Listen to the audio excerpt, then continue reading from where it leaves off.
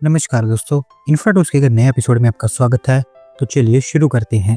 पहली खबर की शुरुआत करते हैं हमारी रेलवेज की तरफ से, जहां पर रेलवेज ने बैराबी सरांग रेल लाइन को पब्लिक यूज के लिए पूरी तरह से तैयार कर दिया है। ऐसा बताया जा रहा है कि 13 सितंबर को हमारे प्राइम मिनिस्टर के द्वारा इसको इनॉग्रेट कर दिया जाएगा। दोस्तों, बैराबी सरांग रेल लाइन एक काफी पुराना प्रोजेक्ट है जिसको मिजोरम के अंदर बनाया गया है। 51.38 किलोमीटर की इसकी लेंथ है और 4 नए रेलवे स्टेशन भी यहाँ पर बने हैं, होरतोकी, कानपुई, मोलखंग और सरांग के अंदर 48 टनल्स, 55 मेजर ब्रिजेस और 87 माइनर ब्रिजेस भी यहाँ पर बनाए गए हैं। ये काफी चैलेंजिंग प्रोजेक्ट था। 8,215 करोड़ रुपए यहाँ पर खर्च किए गए इसको बनाने के लिए। और एक बार जब फाइनली ओपन हो जाता है तो आइजोल नॉर्थ ईस्ट की 4th स्टेट कैपिटल बन जाएगी, जो हमारे रेल मैप को ज्वाइन कर लेगी। अगली दोस्तों अपडेट मध्य प्रदेश से है, जहां पर national highway authority of India के द्वारा एक नया फ्लाईओवर कंप्लीट कर दिया गया है मध्य प्रदेश के जबलपुर में। और ऐसा बताया जा रहा है कि ये मध्य प्रदेश का सबसे लंबा केबल स्टेड फ्लाईओवर है। दोस्तों, फ्लाईओवर कंप्लीट तो हुआ ही है, साथ साथ हमारे minister of road transport and highways Nitin Gadkari ji के द्वारा इसको इनॉग्रेट भी किया गया है। मदन महल से दमोह नाका के बीच में बना है और 7 किलोमीटर के आसपास इसकी लेंथ है। और ये overall one of the delayed project है जबलपुर का, क्योंकि 2019 में इसका कंस्ट्रक्शन स्टार्ट हुआ, जो 2022 तक कंप्लीट होना था, लेकिन वो डिले होता चला गया और अब जाकर कंप्लीट हो पाया है। 1053 करोड़ रुपए इसके ऊपर खर्च किए गए हैं। और इसके चलते होगा ये कि लोगों का 40 मिनट का सफर सिर्फ 10 मिनट के अंदर अंदर ही कंप्लीट हो पाएगा। अगली दोस्त अपडेट बिहार से है, जहां पर हमारी रेलवे बिहार के अंदर 4 और अमृत भारत एक्सप्रेस ट्रेन को इंट्रोड्यूस करने वाली है और उसमें से अभी एक अमृत भारत ट्रेन को राउट भी कर दिया गया है। तो फिलहाल हमारे देश के अंदर total 9 Amrit Bharat express train operate होती हैं और उसमें से 8 ट्रेन ऐसी हैं जो या तो बिहार से पास होती हैं या फिर वहां से ओरिजिनेट और टर्मिनेट होती हैं। और बात करूँ 4 ट्रेन की जो भी यहाँ पर इंट्रोड्यूस की जाएंगी, उसमें से एक ट्रेन गया से दिल्ली के बीच में रोल आउट कर दी गई है। अभी 1-2 दिन पहले हमारे प्राइम मिनिस्टर के द्वारा इसको फ्लैग ऑफ किया गया है। और अगली ट्रेन को सहरसा से अमृतसर के बीच, छपरा से दिल्ली के बीच, जबकि एक अमृत भारत एक्सप्रेस मुजफ्फरपुर से हैदराबाद के बीच में भी इंट्रोड्यूस की जाएगी। फिलहाल अभी कोई डेट तो फाइनलाइज नहीं की गई है कि कौन सी डेट पर इनको फ्लैग ऑफ किया जाएगा, लेकिन इसके चलते बिहार के अंदर आपको रेल कनेक्टिविटी और बेहतर होती हुई दिखाई देगी। अगली दोस्त अपडेट दिल्ली से है, जहां पर Delhi metro rail corporation limited और दिल्ली इंटरनेशनल एयरपोर्ट लिमिटेड दोनों ने मिलकर डीपीआर फाइनलाइज कर दी है टर्मिनल 1 और टर्मिनल 3 को लिंक करने वाली एक मेट्रो लाइन को लेकर।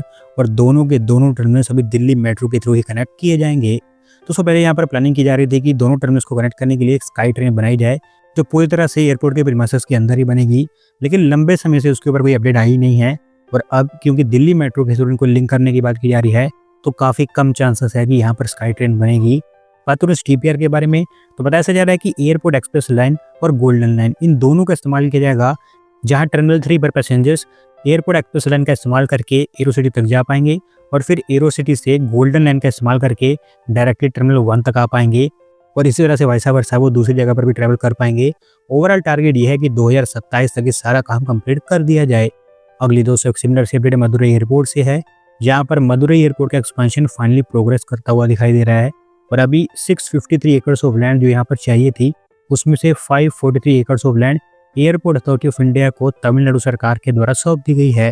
तो सब मदुरई एयरपोर्ट हमारे देश का 40वां बिजिएस्ट एयरपोर्ट माना जाता है और तमिलनाडु सरकार का भी ये कहना था कि लगातार डे बाय डे इस एयरपोर्ट पर पैसेंजर्स के नंबर बढ़ते जा रहे हैं, जिनको हैंडल करने के लिए इसको एक्सपांड करना जरूरी है।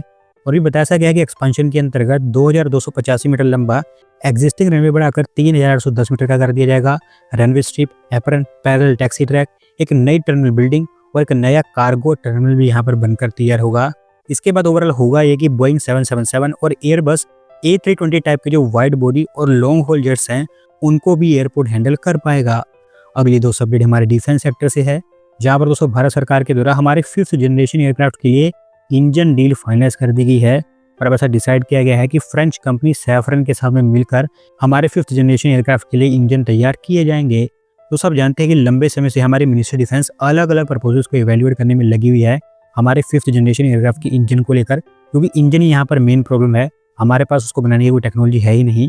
और क्योंकि फ्रांस डिफेंस के एरिया में हमारा सबसे ट्रस्टेड पार्टनर रहा है लंबे समय से, तो यही मेन कारण है कि फ्रेंच कंपनी सैफरन को यहाँ पर शॉर्टलिस्ट किया गया है।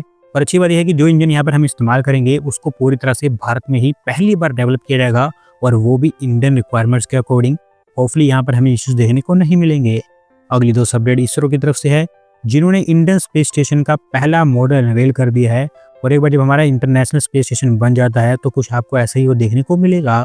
दोस्तों इसरो की प्लानिंग है कि 2035 तक हमारे देश के स्पेस स्टेशन को लॉन्च कर दिया जाए और उसके लिए टोटल 5 मॉड्यूल्स लॉन्च किए जाएंगे 2028 से 2035 के बीच।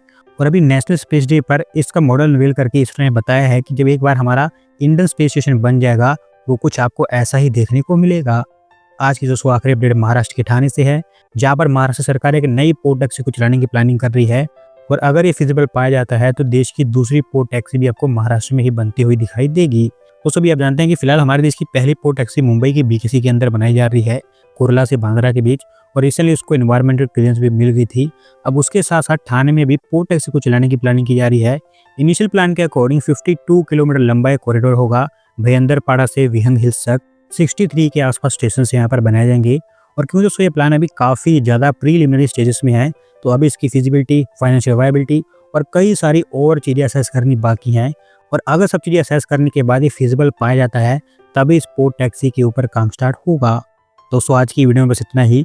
अगर आप अपनी तरफ से अपडेट सबमिट करना चाहते हैं तो डिस्क्रिप्शन के लिंक पर क्लिक करके सबमिट कर सकते हैं। और अगर आज की वीडियो पसंद आई हो तो वीडियो को लाइक करें, चैनल को सब्सक्राइब करें। धन्यवाद आपकी वीडियो को देखने के लिए।